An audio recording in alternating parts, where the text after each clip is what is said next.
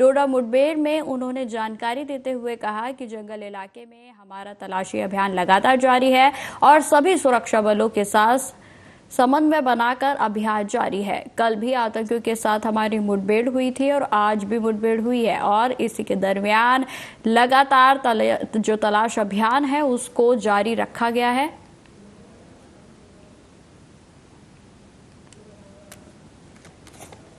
जंगल area में search operation हमारा चल रहा था। सारी सिक्योरिटी फोर्सेस जितनी भी हैं यहाँ पे डोडा में, तो सभी सिक्योरिटी फोर्सेस का मिला के एक कोऑर्डिनेशन के साथ ऑपरेशन यहाँ पे चल रहा है। आप सब लोगों ने देखा होगा कल भी जो हाइडिंग टेररिस्ट है उनके साथ हमारा कांटेक्ट हुआ था और आज भी उनके साथ हमारा कांटेक्ट हुआ है।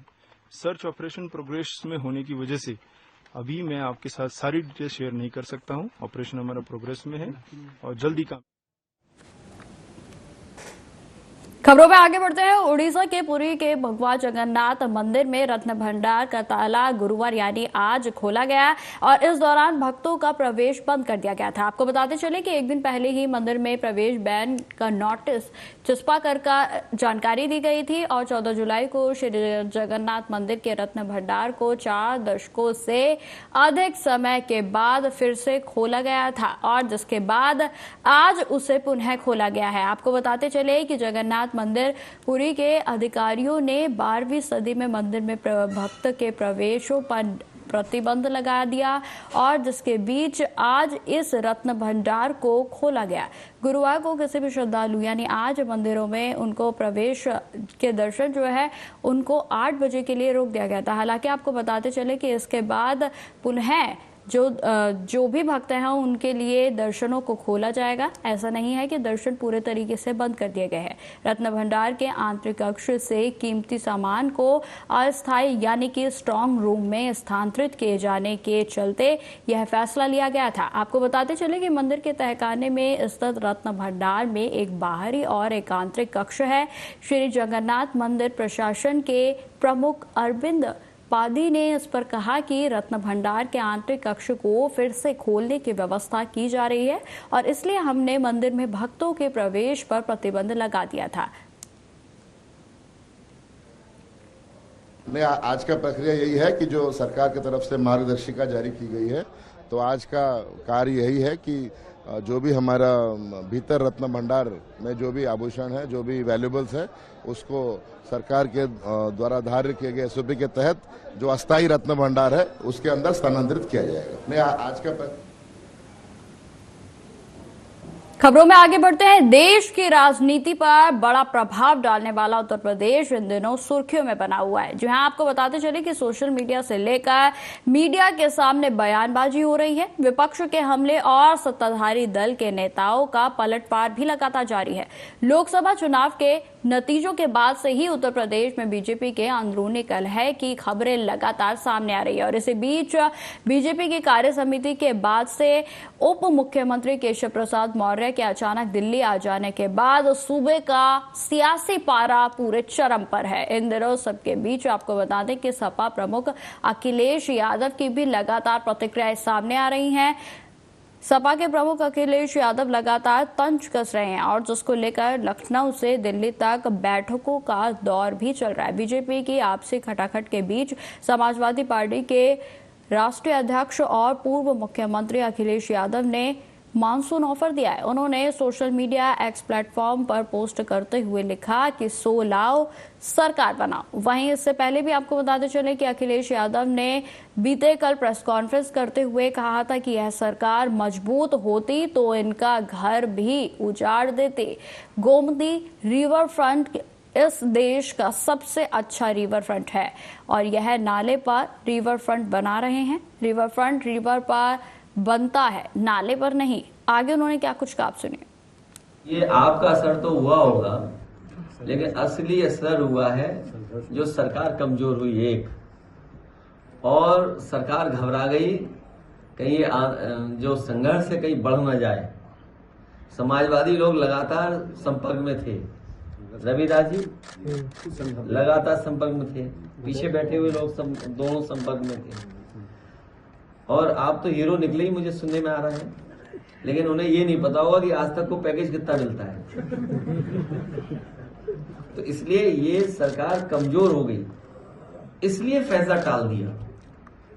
क्या जो पहले जिन लोगों का घर उजाड़ा था, ये सरकार मजबूत होती तो इनका भी उजाड़ देती घर। तो किसने फैसला लिया था घरों को हटाने का? कौन लोग थे? क्या मुख्यमंत्री खुद थे? तो अब तो मुख्यमंत्री कह देंगे हम नहीं थे, अधिकारी थे। सरकार खुद फैसला ले रही थी, और फिर उस सरकार से क्या उम्मीद करोगे जिस सरकार ने सबसे देश का सबसे अच्छा रिवर फ्रंट खराब किया हो। जो गोमती रिवर फ्रंट है वो देश का सबसे अच्छा रिवर फ्रंट होता है, तो उनसे कोई उम्मीद करोगे कि नाले पर रिवर फ्रंट बना रहे हैं? रिवर फ्रंट बनता है रिवर पर, नाले पर नहीं बनता है। आप मुझे ये बताओ, उस नाले का पानी साफ करने का क्या इंतजाम है सरकार का? जो नाले में पानी आ रहा है, डोमेस्टिक वेस्ट है या अन्य वेस्ट जो आ रहा है उसके अंदर, तो वेस्ट को कैसे रोकते ये लोग? क्या प्लान था इनका? इनके पास कोई प्लान नहीं था, केवल गरीबों को उजाड़ना चाहते थे ये लोग। और हो सकता है कि कुछ बिल्डरों से मिले रहे हों ये लोग, क्योंकि इधर सब बिल्डर उन्हीं की तरफ चले।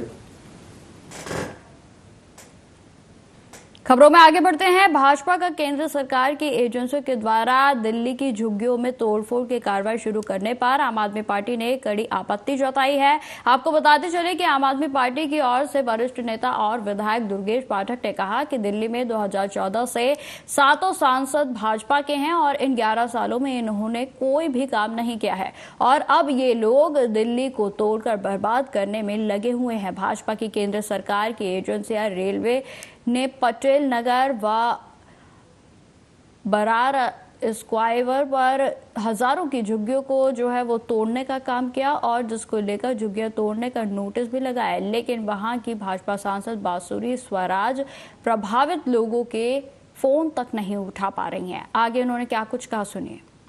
ढेले का कोई काम नहीं है, ना किसी से। पिछले लगभग 11 साल से दिल्ली के लोगों ने बम्पर बहुमत के साथ भारतीय जनता पार्टी के सांसद जिताए।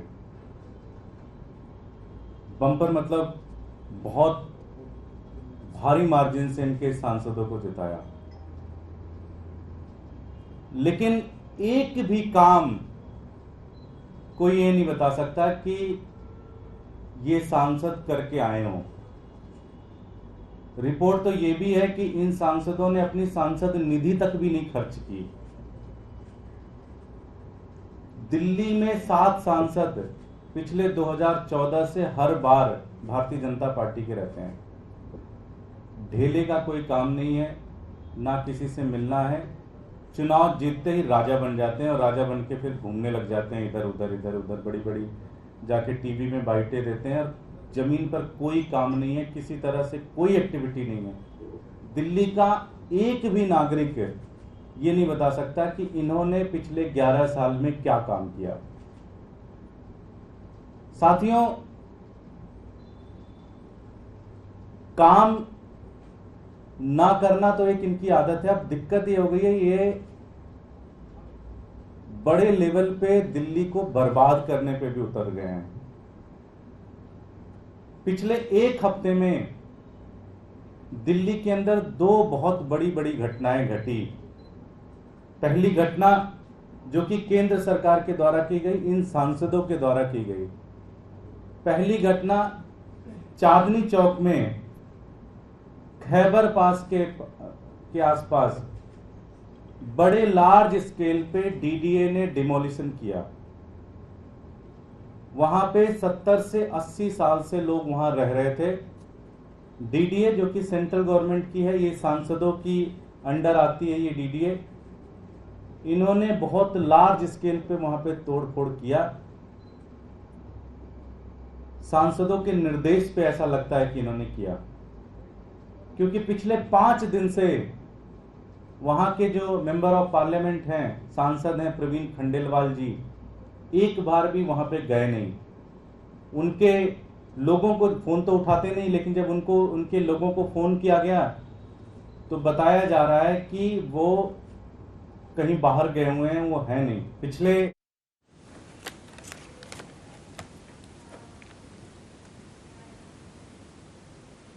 खबरों में आगे बढ़ते हैं। अब खबर पंजाब के मोगा से है, जहां पर पुलिस ने 3 ऐसे आरोपियों को गिरफ्तार किया है जिनकी पुलिस कई दिनों से तलाश कर रही थी। आपको बताते चले कि कुछ दिन पहले मोगा के एडीसी को सूचना मिली थी कि मोगा जिले के गांव बुटा कला में नाजायज तौर पर नशा छुड़ाने के लिए सेंटर चलाए जा रहे हैं और जहां पर युवाओं को नशा छोड़ने के लिए कोई दवाई दी जा रही है। वही आपको बताते चले कि इस पर एडीसी ने पुलिस को साथ में लेकर छापेमारी की और वहां से कुछ युवकों को भी पकड़ लिया गया है। आपको बताते चले कि मोगा के सरकारी अस्पताल की देखभाल में जैनर में चलाया जा रहा था ये नशा मुक्ति जो है अभियान, माफ कीजिए, नशा छुड़ाऊ केंद्र में भर्ती करवा दिया गया था और वहीं बुटर में नाजायज तौर पर सेंटर चलाने वाले भाग गए थे और वहीं अब इनको पुलिस ने धर दबोचा है और जिसमें 3 लोगों को गिरफ्तार कर लिया गया। आपको बताते चले कि निहाल सिंह बाला के डीएसपी परमवीर सिंह ने इस पर प्रेस कॉन्फ्रेंस करते हुए पूरे मामले की जानकारी दी। देखिए, जिस तरीके से लगातार पंजाब में नशे की जो तस्वीरें हैं वो सामने आती हैं, उसको लेकर कहीं ना कहीं ये कई तरीके से सरकार के ऊपर सवाल है, क्योंकि अगर पंजाब की बात की जाए तो पंजाब में आम आदमी पार्टी की सरकार है और आपको यह भी बता दें कि आम आदमी पार्टी की जो सरकार थी वो नशा मुक्ति के मुद्दे पर ही पंजाब में उसने इतने बड़े पैमाने पर जीत दर्ज की थी, क्योंकि जब भी नशे की बात होती है तो उसमें कहीं ना कहीं पंजाब का नाम सबसे ऊपर होता है, क्योंकि आज भी पंजाब में कई ऐसी जगहें हैं जहां पर खुले तौर पर नशाखोरी हो रही है और जिसमें आपको बताते चले कि लगातार इस तरीके की तस्वीरें पंजाब से आना बेहद ही आम बात है। वहीं अगर इस तस्वीर की बात की जाए तो आपको बता दें कि पंजाब के मोगा में ये अवैध तरीके से नशा मुक्ति केंद्र चलाया जा रहा था और जिसकी जानकारी प्रशासन को बिल्कुल भी नहीं थी और जिसके बाद प्रशासन की ओर से सख्ती को बरतते हुए इसमें एहतियात बरती गई और साथ ही साथ कार्रवाई करते हुए इस मामले में 3 आरोपियों को पुलिस की ओर से गिरफ्तार किया गया है।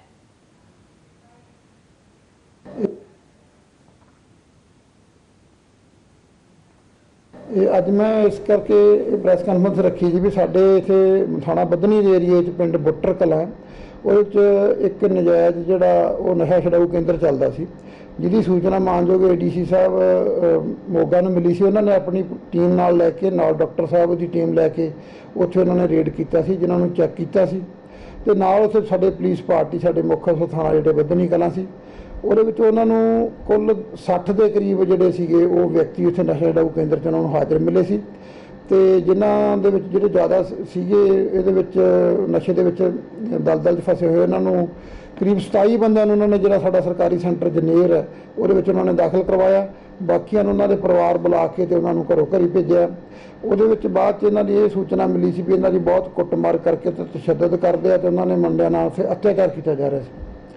ਉਹਨਾਂ ਦੇ ਵਿੱਚੋਂ ਜਿਹੜਾ ਇੱਕ ਸਾਡੇ ਵਰਿੰਦਰਪਾਲ ਸਿੰਘ ਸੀ ਮੋਗੇ ਦੇ, ਇਹਨਾਂ ਦਾ ਅਸੀਂ ਬਿਆਨ ਲਿਖ ਕੇ ਉਸ ਜਿਹੜੇ ਗੈਰ ਕਾਨੂੰਨੀ ਇਹ ਧੰਦਾ ਚਲਾ ਰਹੇ ਸੀ ਉਹਨਾਂ ਦੇ ਖਿਲਾਫ ਅਸੀਂ ਕਾਰਵਾਈ ਕੀਤੀ ਹੈ, ਜਿਨ੍ਹਾਂ ਦੇ ਵਿੱਚ ਜਿਹੜੇ ਮੁੱਖ ਜਿਹੜੇ ਦੋਸ਼ੀ ਨੇ।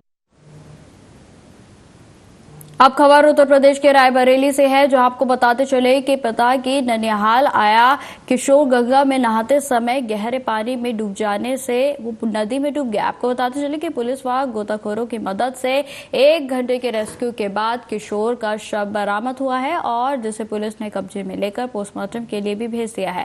पूरा मामला दरअसल आपको बता दें कि मामला ऊंचाहार कोतहाली क्षेत्र के अंतर्गत कोटरा बहादुरगंज गांव की है, जहां पर आपको बता दें कि लखनऊ जिले के जेल रोड बंगला बाजार ताड़ीखाना निवासी अनुराग 16 वर्ष पुत्र विनोद कुमार अपने पिता के ननिहाल आया हुआ था और पिता के मामा के परिजनों के साथ वो गांव के पास स्थित घाट पर गंगा स्नान के लिए गया था कि तभी नहाते वक्त वो गहरे पानी में डूब गया और जिसके कारण वो डूबकर उसकी मृत्यु हो गई। आपको बताते चले कि किशोर के डूबने से वहां अफरा तफरी का माहौल बन गया। सूचना पर पहुंची पुलिस गोताखोरों ने लगभग 5 घंटे की कड़ी मशक्कत करने के बाद किशोर के शव को बरामद किया गया।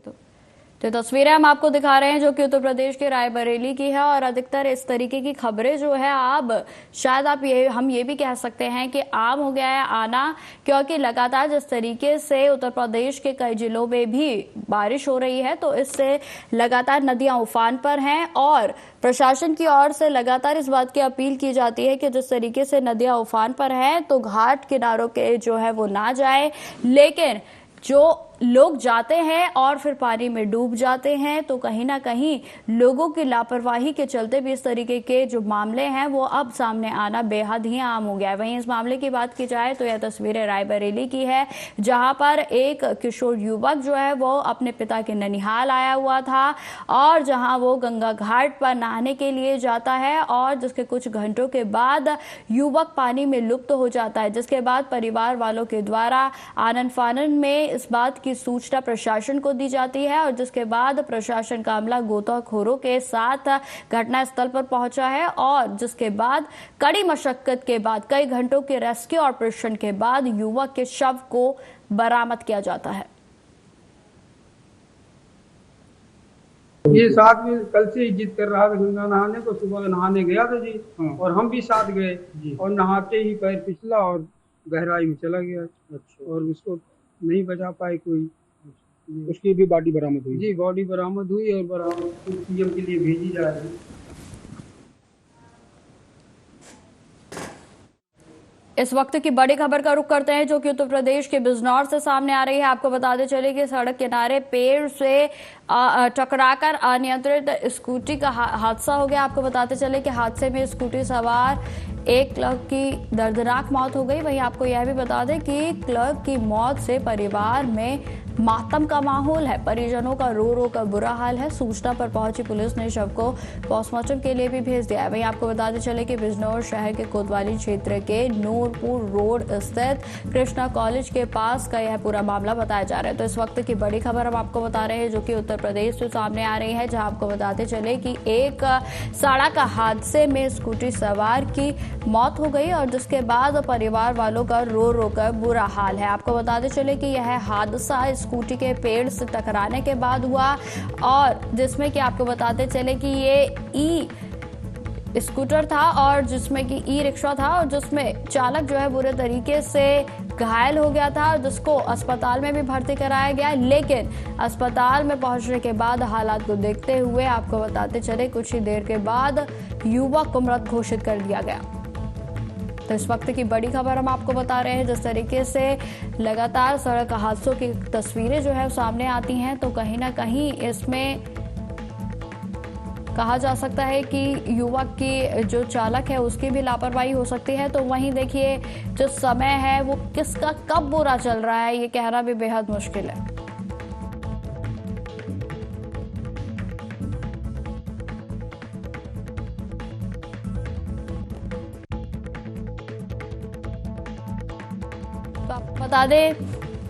तो आपको बता दें कि एक जो स्कूटी है वो पेड़ से टकरा गई थी और जिसके बाद उसके पूरे तरीके से खरपच्चे उड़ गए और जिसपे स्कूटी चालक बुरी तरीके से जख्मी हो गया था और जिसको गंभीर हालत में अस्पताल भर्ती करवाया गया और जहां डॉक्टरों के द्वारा उसे मृत घोषित कर दिया गया। वहीं आपको बताते चले कि स्कूटी के जो खरपच्चे है वो इतने बुरे तरीके से उड़ गए कि उसको ई रिक्शे में रख कर ले जाया गया।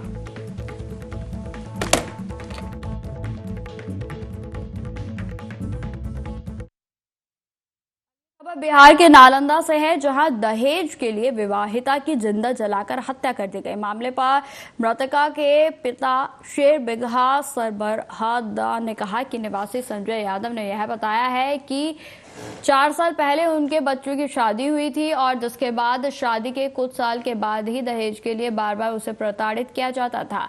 12 जुलाई को भतीजी की शादी में वे मायके आई थी और जिसके बाद शादी की रस्म पूरे हुए बिना ही जबरन पति उसे वापस वहां से लेकर चला गया था और उसके बाद उसे और भी अधिक प्रताड़ित करने लगा। वहीं आपको बताते चले कि मंगलवार की दोपहर मां को फोन कर बेटी ने पूरी बात की जानकारी दी कि ससुराल वाले उसके हत्या कर देंगे। उसके बाद से उसका मोबाइल बंद आने लगा। वहीं आपको बता दें कि इसके बाद उसके पिता ने यह भी जानकारी दी कि अनहोनी की आशंका से बुधवार की सुबह जब मायके वाले उसके ससुराल पहुंचे तो घर का पूरा जो परिवार था वो फरार था। आसपास के लोगों ने बताया कि उसके हत्या कर शव को जला दिया गया है।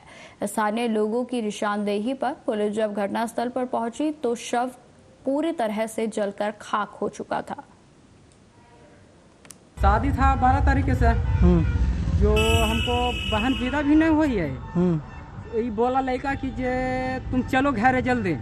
हम कि ठीक है भैया, जे विदा कर देते हैं तो आप लोग के हम चला देते हैं बढ़िया से। नहीं हम ले जाएंगे अभी, तो हमारे में तोरा लावा था कहा, ऐसी बोला लड़का कि लावा था तो कम से कम बिया हो तो हो गए बा। कहीं ना जे तोहानी तोर बहन तू समझ कि ठीक हो जाए आधा घंटा। लड़की के ब्याह कब हुआ था आपके? ये हमारे बहन के 3 साल हो गया। अच्छा हाँ ठीक। 3 साल हुआ, फिर हम विदा कर दिए भैया। विदा केला के बाद ही आया 2 दिन रहा हमको बहन। आई रात में 2 बजे या 3 बजे के साइड में ये बहन माँ और लड़का इसको गियारी में अथी बांध दिया। सब घड़ी 24 घंटा का था, हमको पैसा तुम दो। अब खबर उत्तर प्रदेश के रायबरेली से है, जहां आपको बताते चले कि नहर में डूबने से एक युगल जो प्रेमी है उन्होंने एक साथ छलांग लगा दी थी। और जिसमें लगातार हम आपको इस खबर के बारे में बता रहे थे, जिसमें कि आपको बता दें कि कल युवक का शव बरामद किया गया था, तो वहीं आज युवती का भी शव बरामद कर लिया गया है।